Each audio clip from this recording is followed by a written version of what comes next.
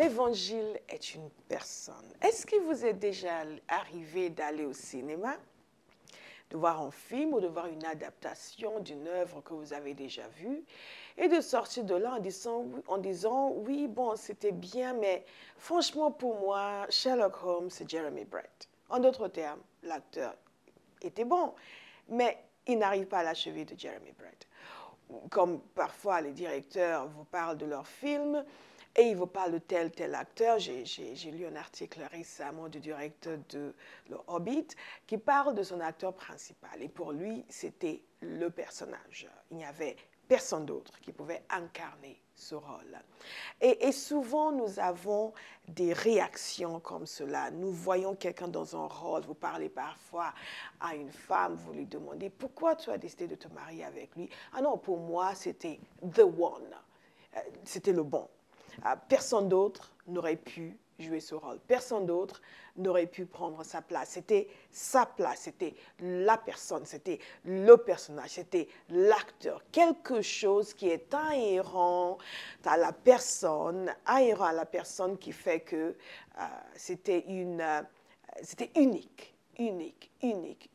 Un personnage unique pour un rôle unique. Eh bien, un jour, Pierre s'est levé et il a commencé à parler de Jésus. Et en parlant de Jésus, il a dit, il n'y a aucun autre. Le salut ne vient par aucun autre. En d'autres termes, c'est la personne, c'est le personnage unique. Non seulement idéal, mais unique. La seule personne qui aurait pu jouer ce rôle. La seule personne qui aurait pu incarner ce rôle. Pourquoi? Et c'est la question que l'on devrait se poser, parce que c'est une question que les gens se posent souvent. Pourquoi Jésus? Qui est Jésus et pourquoi Jésus? C'est une question que moi, je m'étais posée avant de venir à la foi en Jésus parce que je ne comprenais pas. Je ne comprenais pas cette insistance de ces chrétiens à parler de Jésus. J'avais grandi dans l'église anglicane, plus ou moins, jusqu'à ce que j'arrête d'y aller. Et nous avions parlé, pendant toute mon enfance, j'avais entendu parler plutôt de Dieu. Et c'était bien, un peu de Jésus, c'était bien. Mais j'ai rencontré ce groupe de personnes qui parlaient beaucoup de Jésus. Et pour moi, c'était pourquoi Jésus? Et la question que j'ai posée à Dieu, s'il existait, c'était cela, ma grande prière spirituelle. Dieu, si tu existes, si tu es là quelque part, mais c'est qui ce Jésus? Finalement, pourquoi ce Jésus? Et c'est ce que nous allons explorer aujourd'hui. L'Évangile est une personne. Pourquoi ce personnage unique? Pourquoi il est non seulement idéal, mais unique? Pourquoi il n'y avait que lui qui pouvait incarner ce rôle? Pourquoi il n'y a que lui qui peut sauver? Comme l'apôtre Pierre l'a dit. Eh bien, ce qui est très intéressant, c'est de voir déjà qui est Jésus. Historiquement, nous savons que Jésus a vécu il y a 2000 ans, plus ou moins. Et qu'il était connu comme un enseignant, comme un rabbin. Si vous essayez de vous faire une image de Jésus, homme, vous allez penser à un jeune, parce qu'il était quand même jeune quand il est mort. Un jeune d'une trentaine d'années, pas mal de sa personne, parce qu'il était charpentier, donc il devait avoir une certaine force physique, mais un personnage qui avait une certaine carrure, une personne extrêmement populaire, les gens le suivaient de partout, des foules le suivaient, des multitudes le suivaient, et il était très aimé, mais en même temps il était très détesté par d'autres personnes. Il était un très bon enseignant, les gens étaient émerveillés par son enseignement et par son autorité. Ils se disaient, mais comment est-ce qu'il peut enseigner avec autant d'autorité? Il n'est pas du tout comme les autres, les scribes, les pharisiens, lui il est différent. Dès le début, les gens se sont aperçus du fait qu'il y avait quelque chose de différent, de radicalement différent chez lui. Non seulement il enseignait, il prêchait, et il guérissait, il faisait des miracles, il manifestait la puissance de Dieu. Les gens venaient l'entendre et les gens venaient pour être guéris. Les gens venaient pour avoir toutes sortes d'aides, d'assistance. Et ce qui était extraordinaire, c'est qu'il avait énormément de compassion et il aimait les enfants. Donc pensez-y, un jeune homme très charismatique, très populaire et très détesté par ailleurs par d'autres, et avec une grande sagesse, avec aussi la puissance de Dieu pour guérir. Alors, ce qui est intéressant aussi, c'est de voir comment Jésus se voyait. Parce que beaucoup de gens aujourd'hui vous disent, oui, mais Jésus n'a jamais dit qu'il était ceci, il était cela. Bien, Jésus disait des choses assez extraordinaires sur lui-même. Jésus avait dit, par exemple, qu'il était le chemin, il était la vérité et il était la vie. Pensez-y. Un homme qui se présente comme le chemin, qui se présente comme la vérité et qui se présente comme la vie. Et il a ajouté que personne ne peut venir à Dieu sans passer par lui. Jésus a aussi affirmé qu'il était le Fils de Dieu. Et pour certains qui vous disent, oui, mais ce n'est pas grave, il était le Fils de Dieu. C'était tellement important à l'époque qu'il y a des gens qui voulaient le tuer parce qu'ils disaient qu'en se disant Fils de Dieu, il se faisait l'égal de Dieu. Jésus disait aussi qu'il était la résurrection et la vie. Il affirmait que ceux qui croyaient en lui allaient connaître la vie, que même s'ils mouraient, ils allaient continuer à vivre. Jésus affirmait également qu'il donnait la vie, il affirmait qu'il était la résurrection à la vie, et il affirmait qu'il avait existé avant le monde. Parce que dans une prière qu'il a faite, et que d'autres ont entendue, il parlait au Père, et il a demandé au Père de le glorifier avec la gloire qu'il avait auprès du Père avant la création du monde. Et ça, c'est extraordinaire. Jésus a aussi dit qu'il était le pain de la vie. Et que ceux qui venaient à lui, qui recevaient de lui, n'auraient plus jamais faim, n'auraient plus jamais soif. Jésus avait aussi affirmé que lui allait revenir pour juger le monde. Et à la fin, lorsqu'il se préparait pour le crucifier et qu'ils ont commencé à le juger, ils lui ont demandé s'il était le Messie, s'il était le Fils de Dieu. Il a affirmé que c'était vrai et il leur a dit, vous allez me voir assis. Vous voyez, assis dans la gloire auprès de Dieu. Et les gens étaient scandalisés et qu'il allait revenir dans les nuées. Les gens étaient scandalisés, ils ont crié au blasphème et ils ont voulu le tuer. Mais qui était donc cet homme qui se permettait de telles affirmations? Vous savez, il y a des gens qui disent, oui, mais non, je ne crois pas que Jésus soit le Fils de Dieu, je ne crois pas que Jésus soit un personnage extraordinaire. Toutefois, c'était un grand enseignant. C'était une personnalité de renom, c'était quelqu'un de bien. Vous en connaissez beaucoup des gens bien qui disent qu'ils sont le chemin, la vérité et la vie, qui disent que personne ne peut venir à Dieu si ce n'est par eux. Des gens bien et normaux et qui mentiraient de cette manière-là. Nous sommes obligés de nous confronter à ce que Jésus a dit de lui-même. Et ce que Jésus a dit de lui-même dans les évangiles. Parce qu'il y a une chose qui est assez curieuse, c'est que dans notre génération, et ce n'est pas nouveau par ailleurs, nous constatons un effort fait par les gens de chercher partout, sauf dans les évangiles. Ils veulent connaître Jésus, et de temps en temps, surtout à l'approche de Noël, vous voyez des articles, « Qui est Jésus ?» Et ils vont aller aux sources et vont essayer d'aller partout sauf dans les écrits qui sont connus, validés, vérifiés, vérifiables, qui ont fait leur preuve depuis 2000 ans.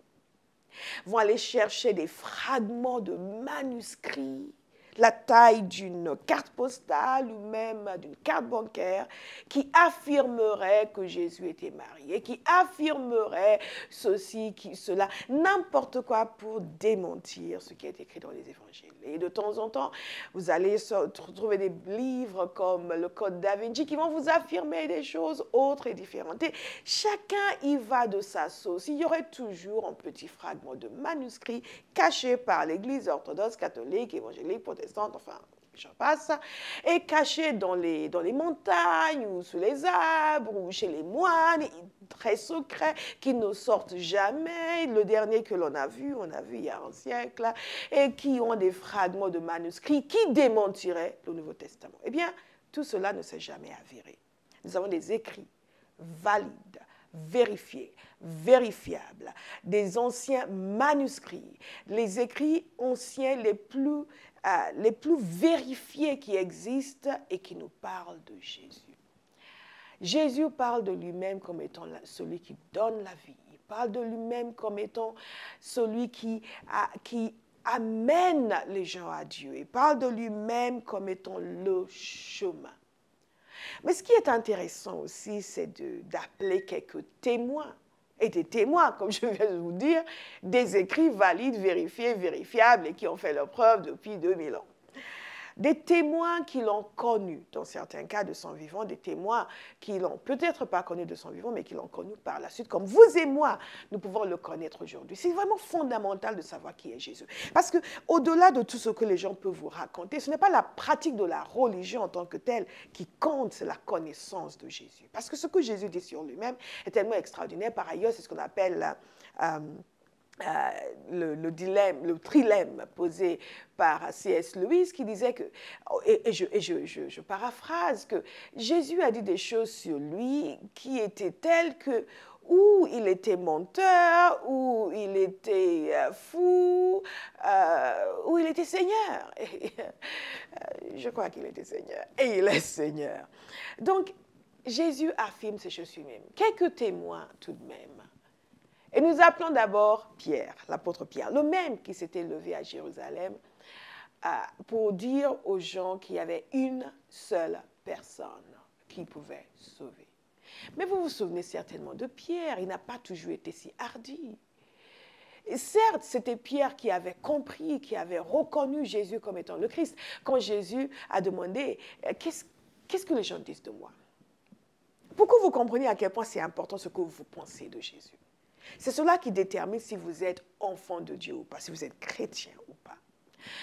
Jésus a demandé qu'est-ce que les gens disent de moi. Oui, ils disent que tu es Moïse, ils disent que tu es ceci. Et il y a des gens qui sont comme ça aujourd'hui. Oui, mais j'ai lu un article et ils disent que finalement Jésus, c'était réellement le fils de Joseph, hein, parce que tu comprends à l'époque. Ou j'ai lu un article où ils disent, mais qu'est-ce que vous dites de Jésus? Jésus leur a demandé qu'est-ce que les gens disent de moi. Après il dit, mais vous, qu'est-ce que vous dites de moi?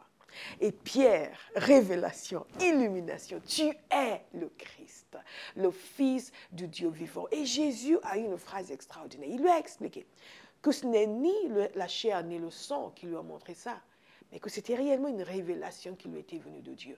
Vous savez, la révélation nous vient de Dieu. Quand Jésus était encore bébé, il y a eu un homme, il y a eu une femme qui a eu une révélation venant de Dieu que c'était lui le sauveur du monde. Quand il était devenu adulte et qu'il a commencé à enseigner et prêcher et guérir, d'autres comme Pierre ont eu la révélation que c'était réellement le Fils de Dieu. D'autres ont refusé d'avoir la révélation. La question est de savoir, vous appartenez à quel camp? Qui allez-vous croire?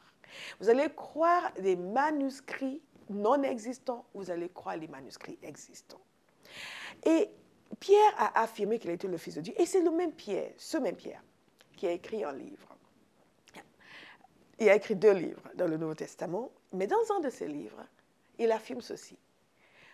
Il disait, nous ne vous avons pas raconté des histoires habilement conçues.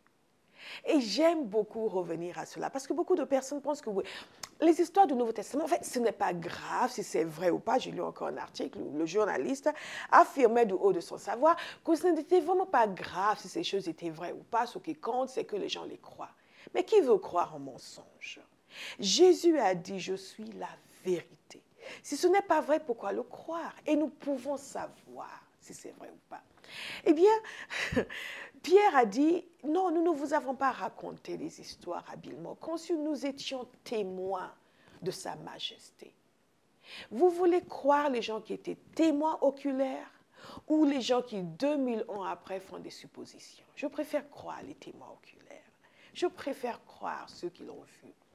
Et l'apôtre Pierre expliquait ce qui s'était passé avec Jésus au moment de sa vie où Dieu lui-même a fait retentir sa voix pour affirmer qui il était, son identité. Parce qu'en réalité, tout cela tourne autour de l'identité de Jésus, n'est-ce pas?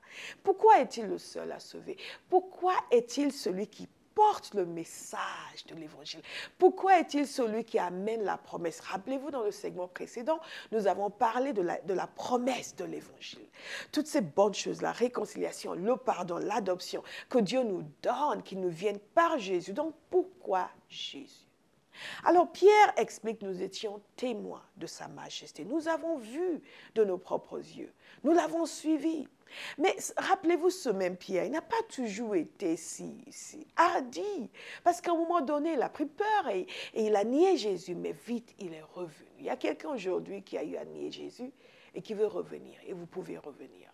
Parce que Jésus vous accueille à bras ouverts. Il a l'habitude de pardonner. Rappelez-vous, la promesse de l'Évangile, c'est le pardon. Pierre a témoigné. Et le jour de la Pentecôte, il s'est levé publiquement et il a témoigné. Il a appelé les gens à Jésus. Il a expliqué que c'est le nom qui a été donné par lequel nous pouvons être sauvés. Et 3000 personnes l'ont entendu. La question est de savoir si vous allez l'entendre aujourd'hui. Il est important que chacun fasse son choix. Eh bien, j'appelle un autre témoin, et c'est un homme qui s'appelle Jean. L'apôtre Jean, qui en commençant son écrit sur Jésus, a commencé ce passage si merveilleux du Nouveau Testament, en disant au commencement était la parole. Et la parole était avec Dieu. Jusque-là, ça va. Mais ensuite, il dit, et la parole était Dieu. En d'autres termes, il y a cette personne, cet individu que l'on appelle la parole, qui était avec Dieu, mais qui était aussi Dieu. Et si ça s'arrêtait là, on dira, waouh, c'est merveilleux. Et il explique qu'il jouait un rôle dans la création. En d'autres termes, tout ce qui a été créé, en d'autres mots, tout ce qui a été créé par lui. Et rien de ce qui a été créé n'a été créé sans lui. Donc nous voyons une explication déjà de ce personnage qui est Dieu, qui est créateur. Ce qui est intéressant, c'est qu'il continue quelques versets plus loin en disant que la parole s'est faite chair. En d'autres termes, Dieu est devenu un être humain. Et il identifiait cette personne comme Jésus. Et il a demeuré avec nous. Et il est venu parmi les siens. Et les siens ne l'ont pas reçu. Mais à tous ceux qui ont cru, à tous ceux qui l'ont reçu, il a donné le pouvoir de devenir enfant de Dieu. C'est très simple. Ce qui est en train d'être affirmé ici, c'est que Jésus n'est autre que Dieu lui-même, qui a décidé de devenir un être humain. Dans quelques instants, nous allons nous dire, mais pourquoi était-ce nécessaire? Pourquoi? Mais j'appelle encore un autre témoin, Paul, l'apôtre Paul. Lui n'était pas un de ceux qui ont suivi Jésus. On ne pouvait franchement pas accuser ces apôtres d'avoir organisé un complot pour affirmer la divinité de Jésus. Parce que Paul n'était pas un de ses apôtres, Paul n'était pas un de ses disciples. Au contraire, après la mort de Jésus et la résurrection de Jésus, il faisait partie de ceux qui persécutaient l'Église, Saül. Il faisait partie, un pharisien, un homme qui était outré. C'est quoi ces gens? C'est quoi ces sectes? C'est quoi ces histoires qu'ils racontent? Nous allons les avoir. Et il faisait partie de ceux qui étaient opposés, mais farouchement opposés à l'Évangile. Et Paul a eu une rencontre avec le Christ ressuscité et a complètement changé de discours, complètement changé de voix, complètement changé de vie. Et ce même Paul, dans Philippiens chapitre 2, au verset 5, parle de Jésus et dit ceci au sujet de Jésus. Lui, qui dès l'origine était de condition divine. Extraordinaire. Il est arrivé à reconnaître que réellement, c'était Dieu qui était devenu un être humain. Et vous savez, ça ne s'arrête même pas là. J'appelle encore un autre témoin, l'auteur de la lettre écrite aux Hébreux. Dès le début de cette lettre, l'auteur nous annonce quelque chose de fort. Il nous explique que dans les temps anciens, Dieu avait parlé à nos pères à travers les prophètes. Mais la donne a changé. Parce que maintenant, il nous a parlé par le Fils. Et il donne une explication de la nature du Fils, de sa divinité. C'est extrêmement merveilleux. Vous savez, c'est inconcevable tellement c'est bon. Mais nous savons aussi que Dieu est celui qui est capable de concevoir ce que l'être humain ne peut pas concevoir. Et c'est parce qu'il nous le dit, nous le montre, que nous commençons à même supposer, imaginer que ça puisse être vrai. Je vous invite aujourd'hui à méditer sur ces choses. Je n'ai pas parlé de la manière dont Jésus est venu sur la terre, mais nous savons que, évidemment, c'était quelque chose de particulier. Et une personne m'avait demandé une fois, tu crois vraiment que Jésus soit né d'une vierge? Tu crois ça? Je dis, mais évidemment que je crois ça. Et si Dieu est Dieu, Qu'est-ce qui est trop difficile pour lui? Et par ailleurs, il y a une logique dans cette affaire. Parce que dès que Dieu a annoncé la venue du Messie, il l'a bien dit, que c'était la semence de la femme. Et la conception faite par le Saint-Esprit, de telle sorte que sa nature divine a été gardée intacte, même s'il a laissé derrière ses prérogatives, même s'il a fonctionné sur la terre comme un être humain. Jésus a dit quelque chose de lui-même qui est vraiment très important et qui nous explique pourquoi il a fait ce qu'il a fait. Une fois, Jésus a mis les gens au défi de lui trouver un péché quelconque. Vous comprenez? Vous êtes face à un être humain qui vous dit « je suis sans péché ». Ce n'est pas comme nous aujourd'hui où nous avons perdu toute conscience du mal. J'ai souvent donné cet exemple, mais ça me revient souvent. C'est quelqu'un qui me parlait une fois d'une personne qui vendait de la drogue et qui lui disait « mais moi je fais de mal à personne, moi je suis quelqu'un de bien ». Ce n'est pas ce genre de sentiment de justice. Vous voyez, vous êtes indigné, très bien. Tous les gens normaux sont indignés. Mais c'est simplement pour vous donner une idée de la manière dont la perception du bien et du mal chez l'homme a été totalement faussée. Mais bien, chez Jésus, ce n'était pas comme cela. Lui, il était bien conscient du bien et du mal. Et lui affirmait ne pas avoir de péché. Donc, pourquoi est-ce nécessaire? Pourquoi était-ce nécessaire pour que Dieu vienne sur la terre comme un être humain? Pourquoi était-ce nécessaire que Jésus vienne? Parce que lui-même a parlé du fait qu'il existait avant de venir sur la terre. Et c'est important de saisir cela. Jésus n'est pas venu à l'existence quand il est venu sur la terre. Il existait en forme de Dieu. C'est ce qui nous est dit également dans ce passage dans Philippiens, celui qui existait et qui a pris la nature humaine, qui est devenu comme un serviteur, moins qu'un serviteur. Il s'est humilié, il s'est abaissé pour prendre la même nature que nous. Pourquoi était-ce nécessaire que Jésus prenne la même nature que nous? Quand vous lisez la lettre aux Romains, il y a une chose qui en ressort, c'est le fait que la Bible parle du premier Adam et du deuxième Adam. Que de la même façon que le péché est entré par un seul homme, le pardon, la justice, la réconciliation est venue par un seul. Parce que ce sont des hommes qui ont péché et qui sont venus sur l'esclavage du diable et du péché.